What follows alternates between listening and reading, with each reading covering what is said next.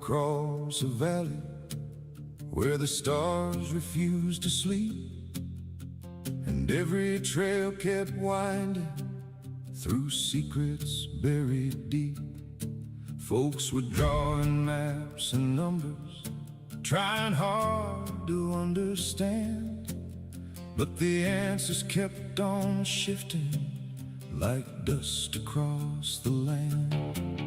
One trail met another, then another crossed again, till the crossings made a picture no one saw till near the end. Every track became a story, every story left a sign, every sign joined all the others like a melody in time.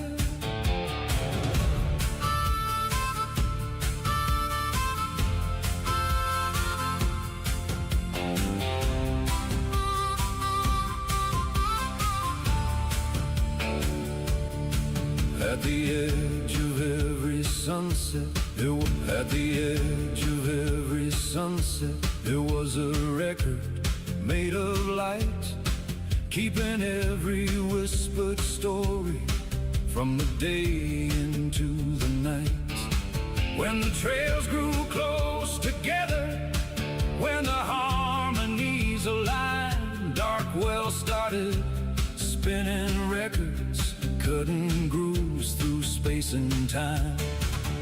From the border came two echoes, one stayed hidden from the view, one kept riding on the record, everything the first one knew. Like reflections in still water, like a needle on a groove, what we call the world around us is the song those records prove.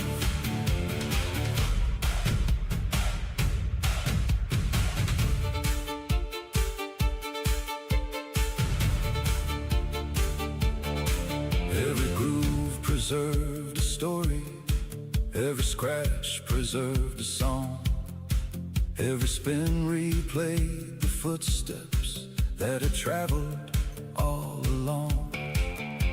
The chemist got reactions, the biologist got trees, the astronomers map heavens, the physicists chase symmetries.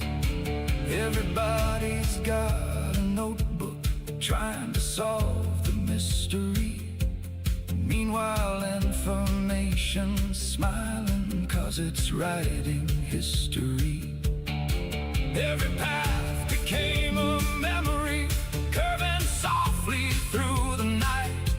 Every memory left a lantern burning with a borrowed light. Then the mind began unfolding what the hidden record sent, unzipping all the silent music from the field of deep intent, turning hidden songs to holograms, turning holograms to sight, building worlds from borrowed harmonies, drawn from records cut in light. Sight, sound, taste, and touch, every face and every name, built from songs of pure connection, playing in a different frame. Though we seem so far from one another, though we seem so far apart, the field still holds the whole collection, while the world performs its part. What feels distant still is present, what feels lost still leaves a trace. Every life becomes a verse line in a song no time can erase. The old record keeps on turning long after the day is done. Every ending finds a doorway back toward where it first begun. When the final note grows quiet and the stars crowds have had their say. The record finds the starting groove, and the song begins to play. The signal never truly fades. The library never slows back into the field of questions, where probability flows.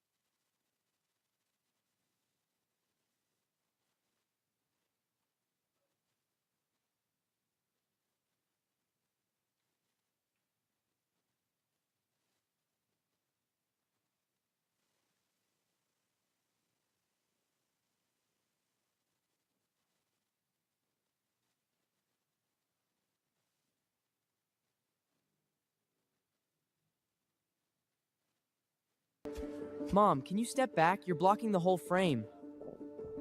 I'm trying, honey. Just maybe take the picture instead. We're going to pick up today with the Last Supper, and I'm going to read in batches of 3 stories today because there's so much to cover. We'll start with washing the disciples' feet. Luke 22:24-30. Now the devil had already put it into the heart of Judas Iscariot, Simon's son's waist. Then he poured water into a basin and began to wash the disciples' feet and to dry them with the towel that was tied around him. He came to Simon Peter, and Peter said to him, "Lord, are you going to wash my feet?" Jesus replied, "You do not realize what I am doing, but later on you'll understand." Peter said to him, "No, you'll never wash my feet." Jesus answered him, "Unless I wash you, you can have no part in me." Simon Peter said to him, "Lord, then wash not only my feet, but also my hands and my head." Jesus said to him, "He who is bathed does not need to wash again except for his feet, and then he is clean all over. And you are clean, but not all of you." For he knew who was going to betray him, and that was why he said, "Not all of you are clean." When he had finished washing the disciples' feet, he put his garments back on and resumed his place. "Do you understand what I have done for you?" he asked them. "You called me Master and Lord, and rightly so, for that is what I am. But if I, your Lord and Master, have washed your feet, then you should also wash one another's feet. For I have given you an example, so that you should do as I have done for you." We'll follow that with Judas. Judas is declining a final chance to repent. This is Matthew 26:21-25. Jesus has said these things, and as they were reclining at the table eating, he became troubled in spirit, and he declared to them, "I tell you truly, one of you will betray me, one who is eating with me. The hand of him who betrays me is with mine on the table." The disciples looked at one another, wondering of whom he spoke. They were deeply distressed, and they questioned one another, asking which of them would do such a thing. And they began to say to him one after another, "Surely it's not I, Lord." He answered, "It is one of the 12, someone who's dipping bread in the same bowl with me, who will betray me. The Son of Man will die, just as it is written of him. But woe to that man by whom the Son of Man is betrayed. It would be better for him if he had never been born." One of his disciples, the one whom Jesus loved, was reclining at the table next to him. Simon Peter gestured to this disciple to ask Jesus of whom he was speaking. So leaning back against Jesus' chest, he asked him quietly, "Lord, who is it?" Jesus answered, "It is the one to whom I will give this piece of bread when I have dipped it in the bowl." Then, taking the bread and dipping it, he gave it to Judas, the son of Simon Iscariot. Judas, the one who would betray him, said, I am the one, teacher?" Jesus replied, "You have said it yourself." When Judas had eaten the bread, Satan again entered into him. Jesus said to him, "What you're going to do quickly." No one at the table knew why Jesus said this. Some thought that because Jesus had charge of the money bag, Jesus was telling him, buy the things we need for the feast, or that he should give something to the poor. So after receiving the piece of bread, Judas immediately went out, and it was night. I'll read one more, and then we'll turn to all three of these. So washing, betrayal, and this one is the institution of the Lord's Supper. Matthew 26, 26, 29. After Judas had gone out, Jesus said, now the time has come when the Son of Man is glorified, and God will be glorified through him. And as God is glorified through the Son, God himself will also glorify the Son, and he will do so quickly. As they were eating, Jesus took bread, gave thanks, and blessed it, and broke it, and gave to the disciples, saying, take this and eat. This is my body, which is given for you. Do this in remembrance of me. And after supper, he took a cup in the same way, and when he had given thanks, he gave it to them, saying, drink of it, all of you. And they all drank of it. This is the blood of the new covenant, which is shed for you and for many, for the forgiveness of sins. Whenever you drink it, do it in remembrance of me. And he said to them, I tell you truly, I shall not drink again of the fruit of the vine until that day, when I drink it new with you in my Father's kingdom. Then Jesus said to them, my children, I will only be with you a little longer. You will seek me, but as I said to the priests and the Pharisees, so now I say to you, where I am going, you cannot come. So I'm giving you a new commandment, that you love one another, just as I have loved you. So too should you love one another. By this all people will know that you are my disciples, if you have love among yourself. Hi, I'm JT, and I made Result Hunter, the search engine for conservatives. Let me just tell you what it does. First of all, big tech right. So we have three major themes here. We have washing, the service of the lowest by the highest, betrayal, and then the institution of essentially of the Mass. Mr. Pajot, you want to kick us off? With the washing? Yep. I love that story of the washing of the feet because, you know, there's a tendency in Christianity to think that Christianity is anti-hierarchy because of a story like that. But that story really establishes what the Christian hierarchy looks like, which is that Jesus is the master in the situation. And he reveals that the purpose of the master, the purpose of the person that's above in the hierarchy is actually to help, to serve, to care for those below. But he remains in the position of the master. It's interesting because he says, I'm going to wash your feet. And then Peter says, no, like you're the master. You can't wash your feet. And then Jesus basically says, I'm the master. You do what I say, which is I'm going to wash your feet. It's like this weird inversion where he both has authority, but then manifests how that authority is there for the service of others. So he doesn't abolish hierarchy, but he shows the very purpose of hierarchy. So one of the things you see in the progression of mythology over thousands of years in archaic societies is that part of what's being worked out is the true nature of sovereignty. Yeah. So with the Mesopotamians, you see that their highest god, Marduk, his sovereignty consisted of his vision, his ability to speak truth, and his willingness to confront chaos. And the Mesopotamians had extracted out from the notion of the emperor the spirit of the proper emperor. And the spirit of the proper emperor, that was Marduk, and he had vision, and he spoke truth, and he confronted chaos. And the emperor, the Mesopotamian emperor, was called upon every year to renew his allegiance to that spirit. So by the time of the Mesopotamians, human beings had already figured out that sovereignty as such did not inhere in an individual. There was a principle there. And the Egyptians got that in a very sophisticated way too, because they put sovereignty in. They believed that the true sovereign was the union of Horus and Osiris. And Horus was vision, because that's the great eye, the Egyptian eye that's still so famous, or the falcon, who could fly above everything and see everything, conjoined with Osiris, that was tradition. And so it's spirit and tradition. And here you see this insistence, which sounds paradoxical, but is actually quite logical, that the true sovereign is the man, let's say, who has the capacity to take care of those most in need. Certainly what we identify as the spirit of the benevolent father, like within a family, and it's certainly characteristic of what we admire in genuine leaders. They're not arbitrary dispensers of authority. They're people who have enough largesse and capability to like a shepherd, to attend to the lowest in their flock. And so it becomes a sovereignty of care instead of a sovereignty of power. And in the absence of Bishop Barron, perhaps it's worth noting that the Pope is traditionally designated the servus servorum. He's the server of the servers. He's the... yeah. What's the tradition where the king once a year has to go outside the walls of the palace and get berated and battered by That's the Mesopotamians. That's the New Year. The yeah, embodiment of Horus? No, that Marduk. It's Of Marduk, yeah, and it's one of the origin points of the New Year's celebration. So the Mesopotamians would take the king, emperor, outside the city, so that was out into chaos, strip him of his kingly garments, make him kneel, and the religious authorities would humiliate him, and then he had to confess all the ways he wasn't a good Marduk that year, wasn't a good ruler. He didn't take care of his people properly. And so and then after that, they reenacted the creation of the world, and that was the new year.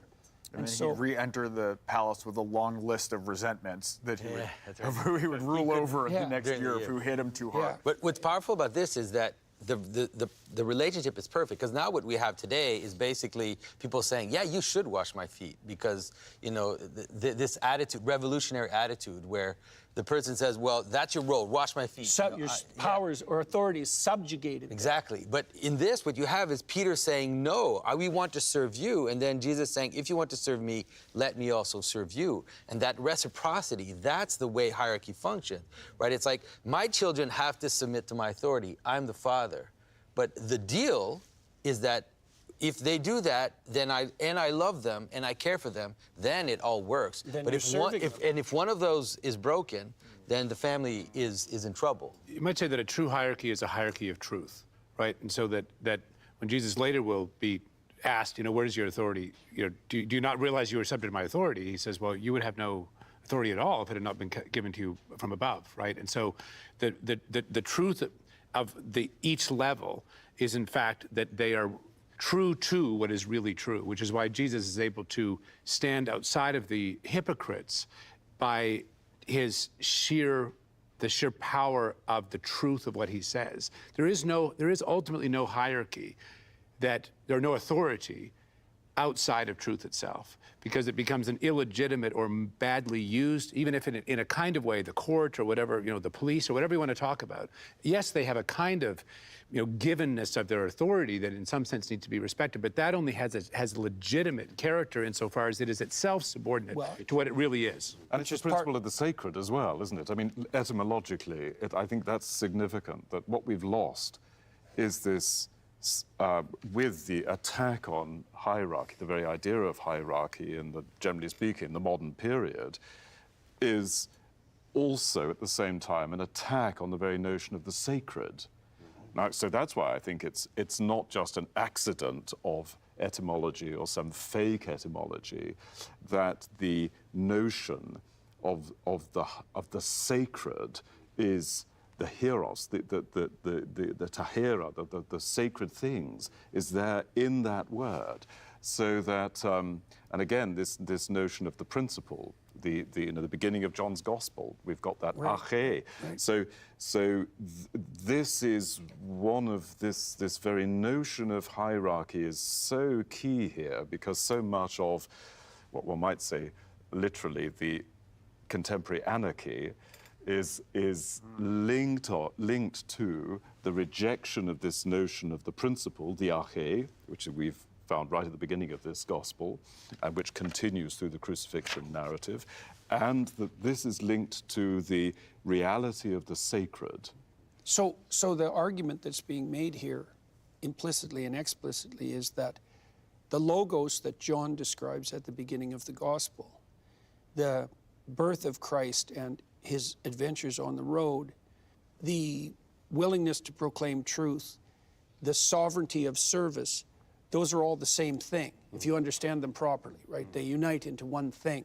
And so one of the implications of that is that Christ's willingness to manifest the authority that serves the least is the same as the principle that generates the order that's good out of chaos. And again, you can think about that in your family. It's like, if you're taking care of your children, then you establish something as best you can that approximates the original paradise, right? And that's the order that's good.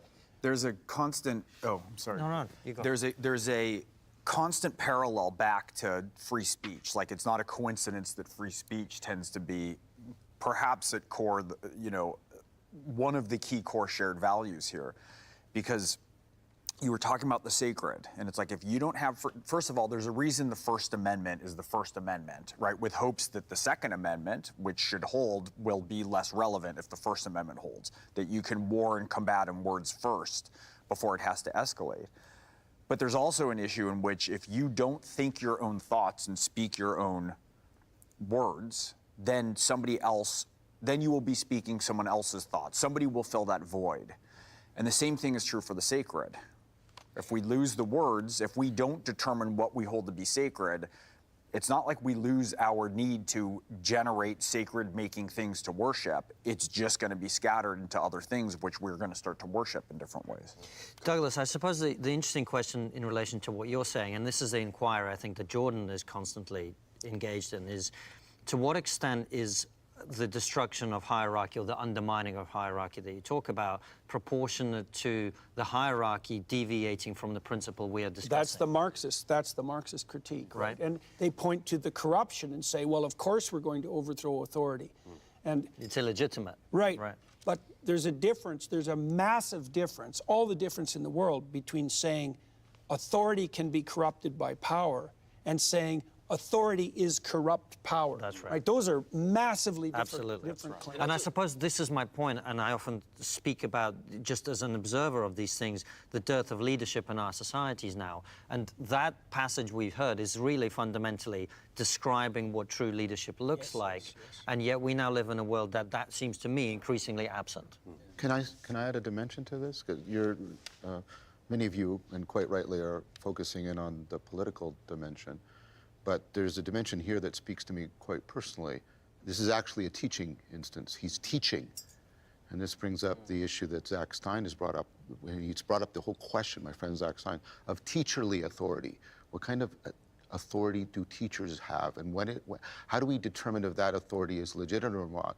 And he says this is important because teachers, besides parents, of course, but teachers bear the burden of intergenerational continuity in the culture. And so that authority is, because it's not the same thing as political authority, it's not the same thing as the authority of force.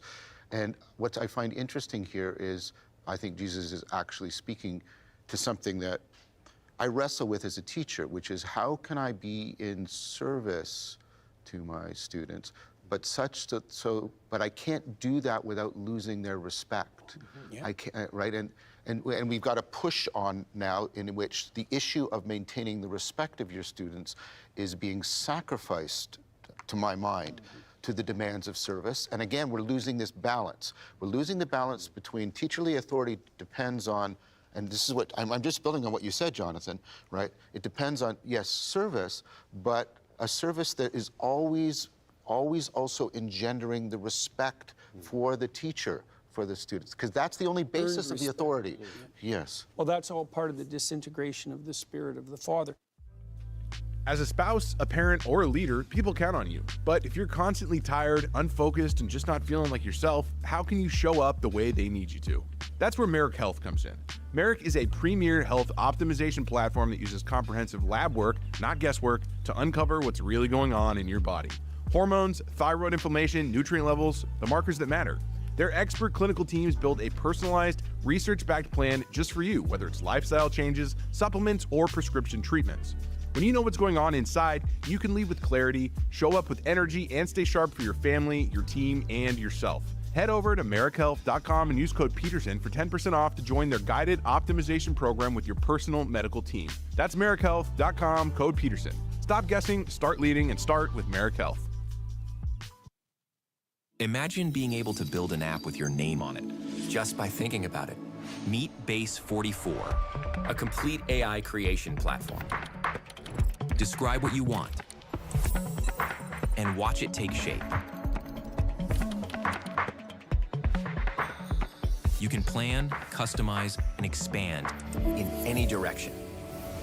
From tools built for one to platforms ready for many. From passion projects to enterprise-grade systems, everything is built in and ready to launch. It's a new world of creation, where you can go as far as your imagination takes you. Can you imagine it? Let's make your dream a reality right now.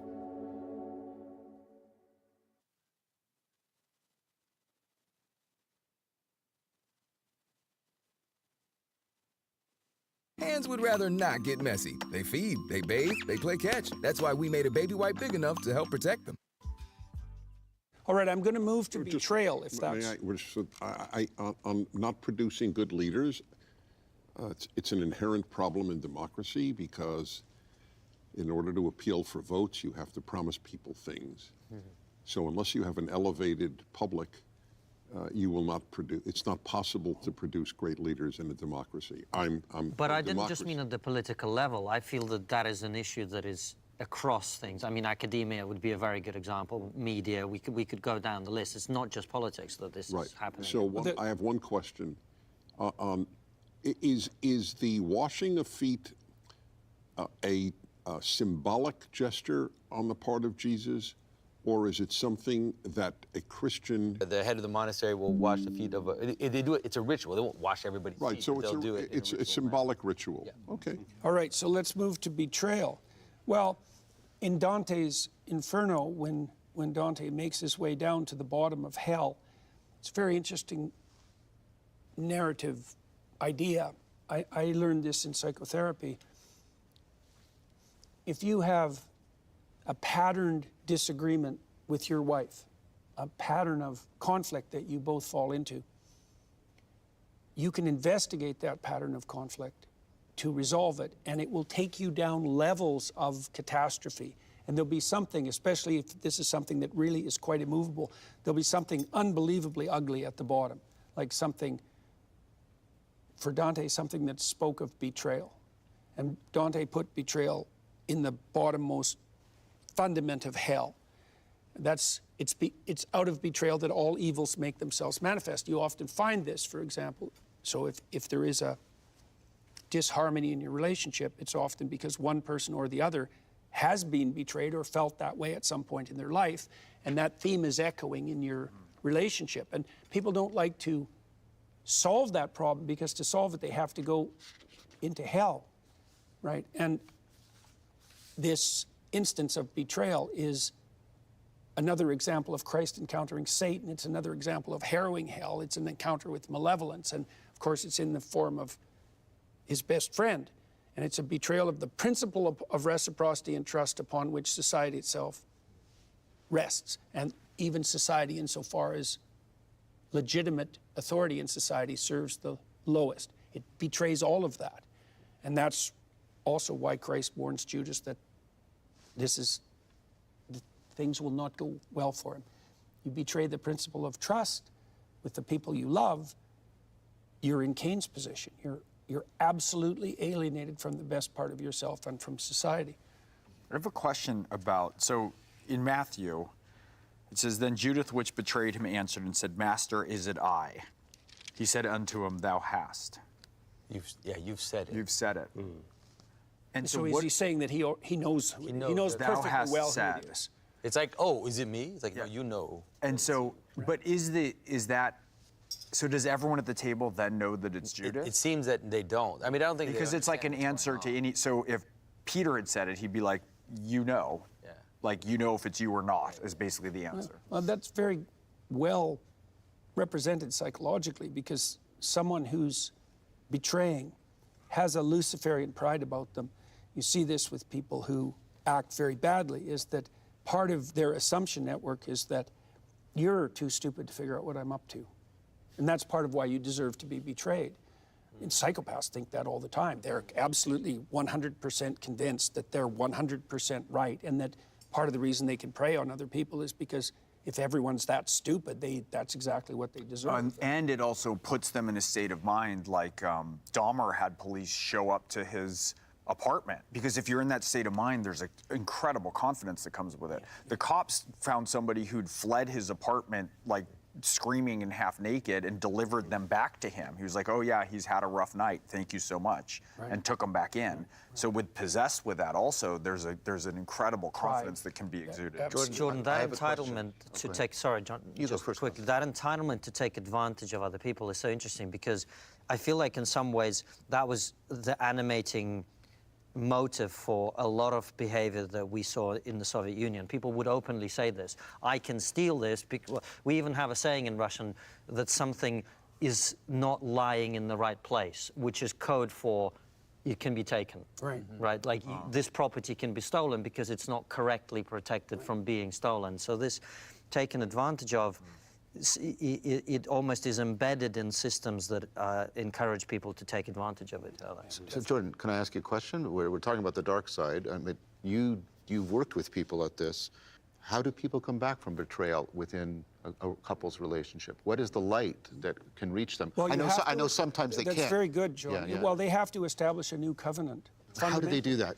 Often they can't. It depends on the degree of betrayal. Yeah. But if it does happen, it's that, well, first of all, the person who betrayed, and there'd be some of that on both sides usually, but let's just make it simple.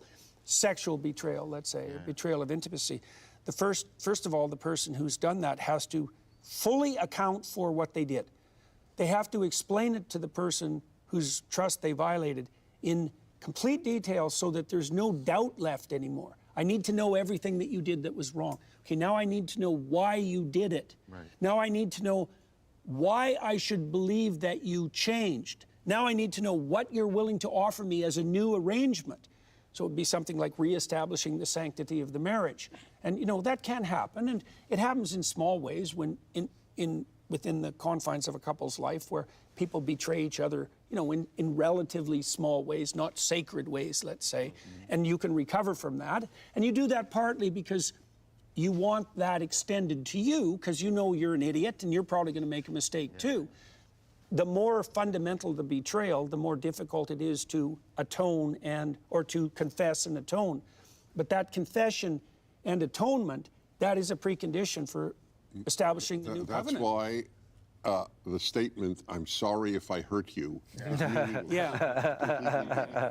This is how I hurt you. Yes, and this is how I'm going to reconfigure this is what I'm going to give up going forward so that you can trust me again not to do that. That's really interesting. John Rusin has argued that one of the best translation of logos is to give an account to which you are accountable. So it's like you have to completely move into the logos in order to get out of betrayal. That's what I'm hearing. It's a new contract, and that's what you see in marriages that have been hurt that badly, is that they have to establish a new. But they can do it. They can. Well, it is the probability of that is proportionate to the magnitude of the betrayal. That's basically the method that Jesus uses with Peter, not Judas, and Peter's not betraying Jesus, but he is denying him. It's something very much like a betrayal. And he sets the standard. He sets the standard of accountability as logos, and we'll come to it in the next session. Okay. Do you love me? Do you hold this account? That's a good. Which brings up something, well, you will read, Jordan, you introduced it as Judas being offered an opportunity to repent, if I'm not misquoting you. But the reading of the passage, I didn't get that sense at all. The betrayal is inevitable, and Jesus seems to be simply saying, this is going to happen. It didn't sound to me like Judas had an opportunity or an invitation to repent.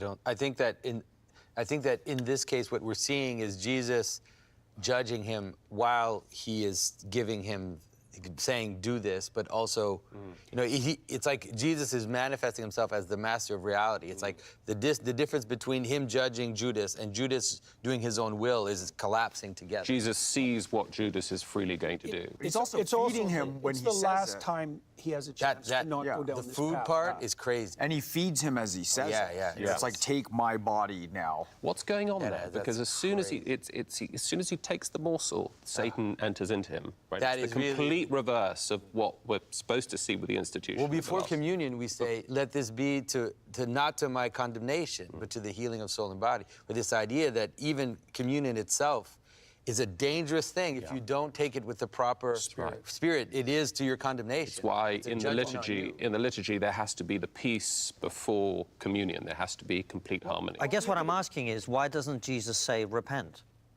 I think that he knows. I think the way this is set up is that this is the last chance where Judas could, in fact, do that. And he could still decide that he's not going to do it. And he states a warning. Yeah. I think that's the minimal possible force doctrine that Jesus has put forth all along, though, because he could also just come to the world and say, repent, here's the rules, follow them. So I think the mystery of speaking in parables, I mean, everything is that that veil through the miracles and through the mystical, it has to be these illuminated glimmerings that continuously move people of their own free will towards the proper path. You could imagine that consumption of God's flesh, when it goes wrong, would be analogous to something like the sin of Adam and Eve eating the fruit. It's like, that's probably the pride of something like religious hypocrisy. It's, well, now I've consumed the flesh of God. He says, the one who put his hand with me in the sauce. As this, like, it's this weird image, almost as if, like, he's not in some ways receiving it from me, he's like taking it for himself. Like but it's very elusive. Like the whole scene is. We're bumping into something we've bumped into before, and I kind of admire the fact that the Bible doesn't give us a clear resolution of how we participate in evil. Like, it doesn't tell us why Judas. Well, evil is something like, but notice what I'm doing with my hands, how we participate in love. Frankfurt calls it a voluntary necessity. We seem to be choosing it, but we seem to be chosen by it. And evil seems to be exactly the same kind of thing. And that would be my response. I agree with you. There's something perplexing here because we have this very simplistic model of agency. I do or I receive. And that's not our relationship with love, and it's not our relationship with evil. And I think the pairing of those two mysteries side by side is what the Bible is presenting to us.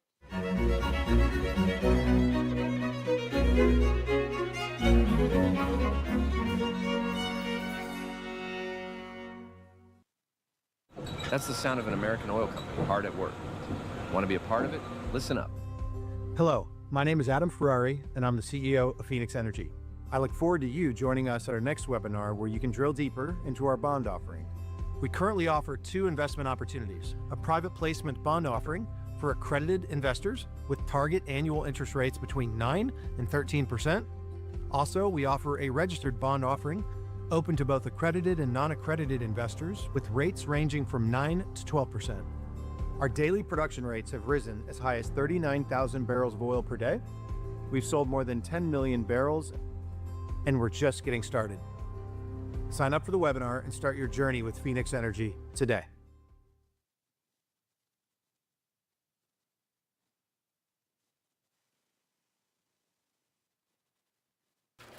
Hey, wait. I need you to show me how to convert a Word doc to a PDF again. Seriously? You know, it'd be faster if I used Scribe to show you how to do it. Just sent you a step-by-step guide. Whoa! How'd you make this?